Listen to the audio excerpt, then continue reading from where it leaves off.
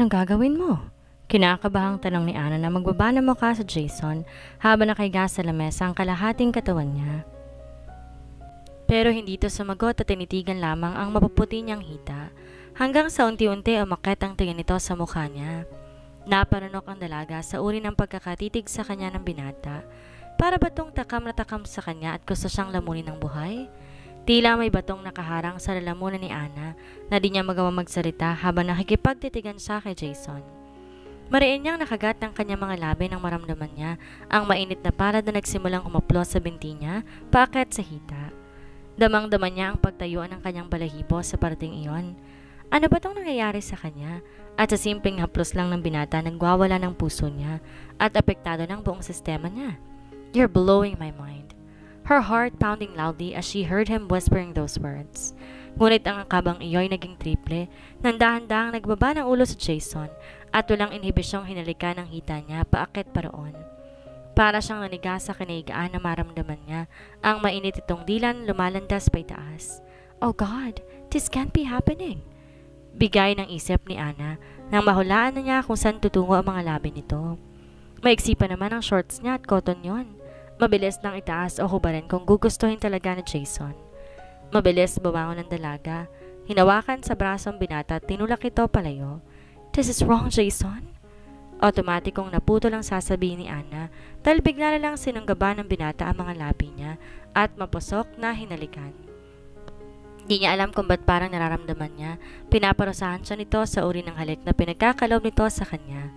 Gayunman di pa rin niya maiwasang mag-init. Napakabango ng hininga nito at napakalambot ng mga labi, lalong nakakaadik habang tumatagal. Kung hindi pa sila kinapos ng hangin, pareho, hindi bibitawan ni Jason ang mga labi niya. Saka lang niya napansin ang pagkairita na naman sa mukha nito nang tumingin siya rito. "Stop mentioning my name every time we kiss, okay? That irritates me." Malamig nitong wika. Pero nakatukod pa rin ang mga kamay nito sa edge ng mesa. Napakalapit na mukha nito sa mukha niya habang nakatulog siya sa mga braso nito. "Why?" Puno ng kuryosidad na tanong ni Ana. At paano siya hindi magtataka? Kahit wala pa siyang experience, may nalabas siya noon sa isang online story na gustong-gusto raw ng mga lalaking tinatawag na mga babaeng nakakaano o nakakahalika ng kanilang pangalan. Pero bakit sa Jason mas kinagagalit yon? Di talaga normal ang lalaking to. "Just do what I say." Inapit siya nito palapit sa katawan nito at saka binuhat. Sa liit niyang yon, para lang siyang papel na binuhat ni Jason. Di niya maintindihan kung bakit sa halip mailang nakaramdam siya ng kilig ng buhatin siya nito. Saglit na wala siya sa inhibisyon na niyapos niya sa balakang nito ang binti niya. Agad din humigpit sa pagsuporta sa likod niya ang mga kamay ni Jason. "Kapag ba sinunod kong gusto mo, hindi ka na magagalit sa akin?" Curious pa rin tanong dito ni Ana. Dinala siya nito sa poste at sinandal doon ang likod niya para siguro hindi siya mangawit. "It depends. Maybe kapag sinabi mo na sa akin ang totoo." Kumunot lalo ang noon niya. "Ano ba kasi ang gusto mong aminin ko sa'yo?" But deep inside, nag-umpisa na naman siyang kabahan. Kung sino ba? Di na naman ito tinuloy ang sasabihin tulad ng dati. Instead, James just gritted his teeth. "Ayoko nang bumalik ka pa sa bahay ni Axel. I want you to stay in my house. Baka baliw na ako bago pa tayo bumalik ng Taguig." Natural, kinilig na naman ang katawang lupa ni Ana. Bakit pa ganito na kung umaktong ngayon si Jason? Para siyang possessive boyfriend. Ibig sabihin ba nito bumabalik ng amor nito kay Amelie? Sa ideyang yon, biglang naudlot ang kilig na nadarama niya kanina. Napalitan ng tila pinong kurot sa dibdib niya. "Then talk to your cousin. Willing naman akong magstay dito sa bahay mo eh." Kaswal na sagot ng dalaga. "Ikaw lang naman tong ayaw ako makita at makasama." Hindi ganon kasimple yon. Bumaga to ng marahas na hininga. "Hindi kita malilipat sa pangalan ko as my guest hanggat di ka nag-check out. Isa yon sa stupid rules itong ride and fall. Kahit naman na weirdohan sa rule na yon ng riding club. Kung ganon umuwi tayo sa bahay mo sa Taguig, next week may pasok na rin ako." Jason stared at her for a while. "I can't. Uuwi lang ako pag naging akin ka na talaga." Mahinang sabi nito at puno ng kaseryosohan na tinitigan siya sa mga mata. "What do you mean?" Lalong nahiwagaan si Ana sa mga salitang lumalabas sa bibig ni Jason. May dapat pa siyang ipag-alala? Isipin mo pa rin ba na baka lolokohin na naman kita? Yun ba ang kinatatakot mo? Natatakot akong mahalin ka dahil alam ko na hindi naman talaga akong gusto mo. Natigilan siya sa sinabi nito. Alam naman niya na para yun kay Amelie, pero ba't may hatid na kirot sa puso niya ang mga salitang yon? Damang-dama niya ang paninibugho ni Jason. Di na naman niya mapigilang maawa rito. Kung pwede ko nga lang sabihin sa iyong totoo, na ako si Annabelle, ang babaeng gustong gusto ka. May papangako ko talaga sa'yo na wala ka maging kaagaw sa puso ko. But I'm not Amelie. Di ko alam ang totoong nilalaman ng puso niya. Di ko na kaya magsinungaling sa'yo. Yung sasabihan kang I love you para lang paasahin ka? Di siya makatingin ng diretsyo kay Jason dahil kumikirot ang dibdib niya. Di niya gustong makita nito sa mata niya na kinakaawaan niya to. Baka iba ang pagkakaintindi nito at lalo lang yung magpalungkot sa puso nito. Hinaplos ni Jason ang pisngi ni Ana. Pero kapag inamin mo sa akin ang totoo at naging akin ka, ngayon din pakakasalan kita. Magpapakasal tayo kahit saan mo gusto and I mean it, really. Dapat matuwa siya. Ilang araw lang at matatapos ng emosyon niya. Pero paano kung hanggang ngayon hindi pa rin lumilitaw si Amelie? Di niya gustong makasal sa lalaking iba ang totoong nilalaman ng puso. Sasaktan lamang niyang sarili niya dahil aminado si Ana na kahit ilang araw pa lang silang magkasama ni Jason at palagi siya nitong sinusungitan na ramdam niya, lalo lang lumalalim ang paghangang nararamdaman niya rito. At batid niyang di na lamang yon simpleng paghanga lang. Di lang niya kayang pangalanan sa ngayon dahil ayaw niyang dagdagan ang pagkakasala sa sariling kapatid. Forget about it. Kunwari na lang hindi ko yun sinabi. Teped nang umiti si Jason. Di rin naman kita mapipilit kahit gustuhin ko. Dahil may mga bagay din na hindi ko kayang aminin pa sa'yo. Ngayon. Ha? Pinisil lang ni Jason ang tungki ng ilong niya. Pati yon kalimutan mo na rin muna. Pag-usapan na lang natin ang date natin bukas. Date? Nagtataka na nga siya kung ba't bigla na lang tong bumait sa kanya. Tapos iayain pa siyang mag-date. Baka tuluyan siyang ma-inlove kay Jason kahit na alam niyang mali. No worries. Dahil wala namang batas ito sa Ride and Fall ang nagsasabi na bawal i-date ng sino mang member ang bisita ng ibang miyembro, paliwanag ng binata. Nabasa siguro nito ang pagtataka sa mukha niya. As long as wala kaming sinasagaang personally, at di naman natin problema si Axel, diba? Iniisip mo ba na may affair na agad kami ng pinsan mong yon? He shrugged his shoulders. I know my cousin, even my friends. Alam ko rin ang respeto namin sa isa't isa, pero isa lang din ang halos kahinaan namin, at iyon ay ang magagandang babaeng tulad mo. Mali ko bang nagustuhan kanya kaagad? Parang may kung ano-anong paru-paro ang nagliliparan bigla sa loob ng tiyan ni Ana. Tila gusto niyang maihi sa lihim na kilig. Malabo yun. Kung ikaw nga hindi ako nagustuhan, si Axel pa kaya? Huli na para bawiin parang dalaga ang sinabi. Baka ipagtaka na Jason kung bakit niya nasabi na di siya nito gusto gayong matagal na nga nitong girlfriend ang kakambal niya. At sino nagsabi sa iyo na hindi kita gusto? Nginitian siya nito at si Anang nagtaka kung bakit parang baliwala lang dito ang sinabi niya. God, you are so beautiful. Bulong nito at hinalikan ng tenga niya. Kung pwede nga lang kitang angkinin ngayon na hindi mo ikagagalit. Tinambol ang dibdib ni Ana sabay ng pamumula ng buong mukha. Nandun na naman ang kakaibang emosyon na bumabalot sa buong sistema niya. Bakit ba ako magsalita si Jason? Parang ngayon lang talaga sila nagkakilala. Wala pa ba talagang nangyayari dito at sa kapatid niya? You're too precious for me para idaan ka sa dahas. Seryosong sabi pa nito na lalo pa nagpakilig sa puso ni Ana. Sa kabila ng kaalamang si Amelie talaga ang tinutukoy nito. But if you let me, I will. Walang ligoy na sagot ni Ana kahit naunawaan niya ng ibig nitong sabihin. Di niya na kayang pigilan pang naghuhumiyaw na damdamin sa puso niya. At hindi ako magagalit kung yun ang inaalala mo.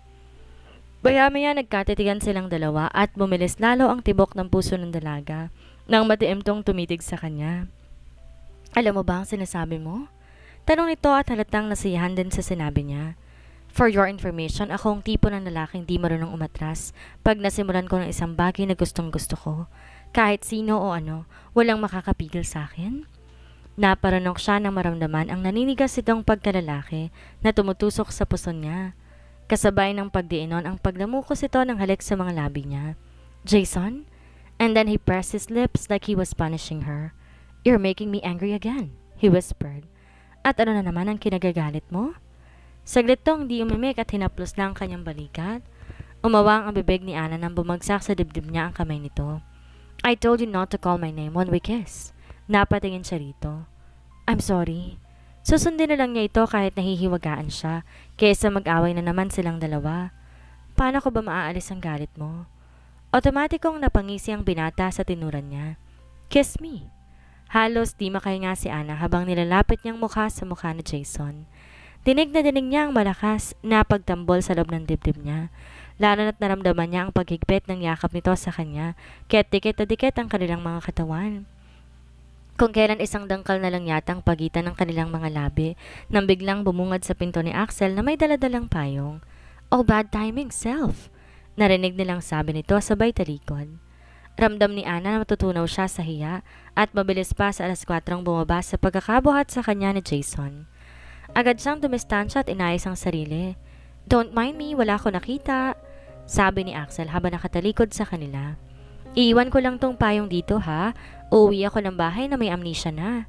Pagkauwi ka, dahan-dahan tong humakbang papalayo sa kubo. Ayos. Istorbo talagang lalaking yun kahit kailan. Natigilan si Ana nang marinig ang sinabi ni Jason habang umiiling. Di siya makatingin ng diretso dito nang bumalik sa isip niya ang nangyari kanina at siyang naabutan ng pinsan nito. Mahina lang tong natawa bago umiling. Lumapit sa kanya at kinabig siya. Let's go. Siguradong babalikan at isasama pa ang mga kaibigan ko para makiusyoso. Ganon talaga kalaki at kalala ang pagiging chismoso ng mga yun. Natawa na lang din ang dalaga. Unti-unting nawala ang pagkakapahiyang nadarama niya kanina nang alalayan siya ni Jason habang palabas sa sila ng kubo. Agad inagaw sa kamay niya ang payong na dala ni Axel sa halip na iabot sa kanya ang sariling payong na kanina pa nito dala at bulaklat na rin ito. Use mine. Napatunayan niyang seloso nga talaga to, kaya tinanggap na lang niya yon para walang gulo. Thank you. Ang akala ni Ana gagamitin ni Jason ang payong ng pinsan bilang kapalit, pero nagulat siya na sumukob to sa kanya at inakbayan siya. Sa bahay muna tayo didiretso. Tatawagan ko lang si Axel. Alam na rin niya na magkasama tayo. Paliwanag ng binata na magtaka siya dahil papunta sa bahay nito ang tinatahak nilang daan at di punta sa bahay ng pinsan nito. At ano naman gagawin natin sa bahay mo? Secret! Kinindatan siya ng binata nang balingan siya nito. Just get ready. Umawang ang bibig ni Ana. Ba't parang kinakabahan siya sa tono ng pananalita nito? Ilang minutong lumipas, nasa tapat na sila ng bahay ni Jason. Di napigilan ni Anang makaramdam ng kaba nang buksan nito ang pinto at igiya siya papasok sa loob. Welcome to my house, sabi nito. Sorry kung medyo magulo pa. Maghapon kasi akong hinabol ng mga kaibigan ko eh. Di na tuloy ako nakapagligpit dito. Natawa ang dalaga. Ginapos mo ba naman sila ng duct tape eh? Sinong di magagalit nun? May hangover na nga pagising tapos ganun pang bubungad sa kanila? Tama lang yun. Iba na yung sigurado. Natatawa ring sagot na Jason. Lalo na sa Nathaniel na yon na ubod ng babaero. Nag-angat siya ng tingin sa mukha nito habang nakakunot ang noo. Sigurado saan? Na hindi ka nila gagapangin pag natutulog ka na. Natigilan si Ana. So tama narinig niya sa mga kaibigan nito kanina. Lihim siyang napangiti. Totoo pala na napaka-possessive itong boyfriend. Kaya pala gano'n na lang ang galit ito sa panloloko ni Amelie. Ano kayang magagawa nito sa lalaking sinamahan ng kapatid niya kapag nakita? So what do you have in mind? Napakurap-kurap si Ana at bumaling dito.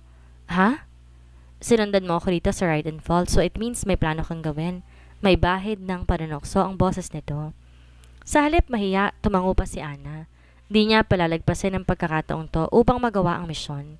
Ilang araw na lang babalik na sila ng Maynila. Sigurado hinihintay na ni Mrs. Grayson ang update niya. Same pa rin naman ang plano ko noon kung bakit ako bumalik sa buhay mo, ang magpakasal sa'yo. Great! And then he smiled. Dahil gusto rin naman kitang pakasalan. Gusto mo rin naman palang pakasalan ako, bakit pinapahirapan mo pa ako? Aniya at saka napasimangot kahit alam na niya kung bakit yun ginawa ng binata. Buti na lang naawa sa akin si Mang Dario, dinala niya ako rito. Akala ko kasi pera lang talagang dahilan kung bakit ka nandito, pero nalaman kong may mas malalim ka palang dahilan. He stared at her again. At nakapagdesisyon na ako. Hintayin ko na lang kung kailan ka magiging handa na aminin yun sa akin.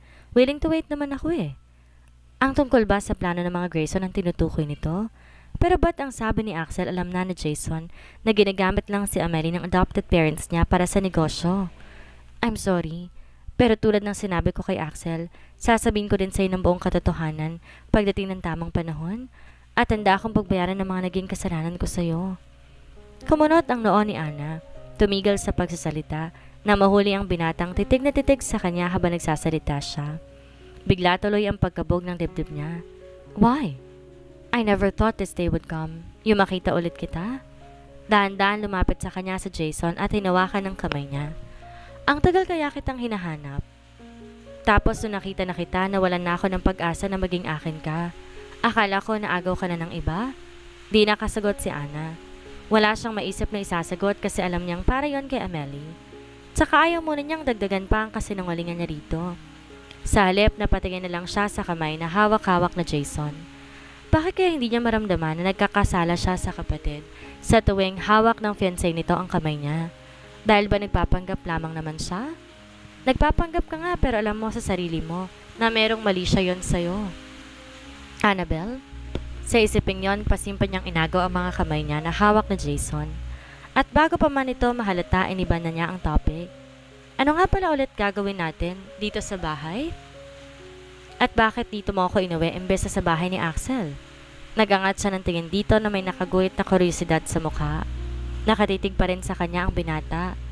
Katulad din ang plano mo kung bakit mo ako sinundan dito sa Ride and Fall. At naisip ko, ba't di na lang tayo magpakasal dito bago bumalik ng Taguig? Total, nandito rin lang naman ang mga kaibigan at pinsan ko. May witnesses na tayo. Bagyang nanlaki ang mga mata niya.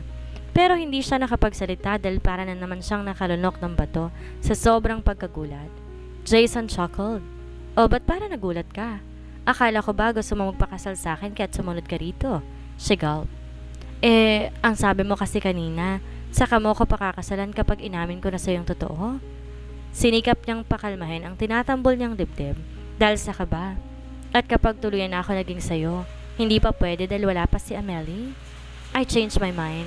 Naisip ko kasi na pwede ko naman gawin yon kapag naikasal na tayo. Jason smiled and slid his finger on her nose. Dahil bibigyan kita ng maraming dahilan para maging akin ka. Pininid niya na mariin ang mga labi at pinigilang mapanganga na naman dahil sa pagkagulat. Baka makahalata na rin to sa kanya. Bukas na bukas din magpapadala ako dito ng pare. Ano? At doon na di napigilan ni Ana ang mapabulalas. Lalo siyang nataranta. Kung sana'y talaga siya nitong iniaalok ng kasal ni Jason. Kung siya talaga ang totoong mahal nito, baka tumalon pa siya sa tuwa. Kapag napatingin siya sa binata nang marinig niya ang pagtawa nito. Biro lang. Gustong gusto ko lang na nakikita kang nagugulat. You're so cute. Inabot ito ang kanyang kanang pisngi at pinisil. Nakahinga siya na maluwag. Sa tingin ko, sapat ng 1 month para sa wedding preparation natin. What do you think? At lalo siyang nabunutan ng tinig. Tamang-tama lang naman pala sa palugit na binigay sa kanya ni Mrs. Grayson. Siguro naman by that time nandito na si Amelie. Pero bakit para nakakaramdam na naman siya ng lungkot sa puso niya? Tumango si Ana. Siguro pwede na yon. And I will make sure na bago pa matapos ang 1 month na yon, naging akin ka na ng tuluyan. Puno ng determinasyon ang deklara ni Jason. Bago siya nito niyakap, lumakas ang tibok ng puso ni Ana. Dinig na dinig ang malakas sa tibok ng puso nito. Ang pinagkaiba lang, ang puso niya ay tumitibok para kay Jason, pero ang puso nito ay para kay Amelie.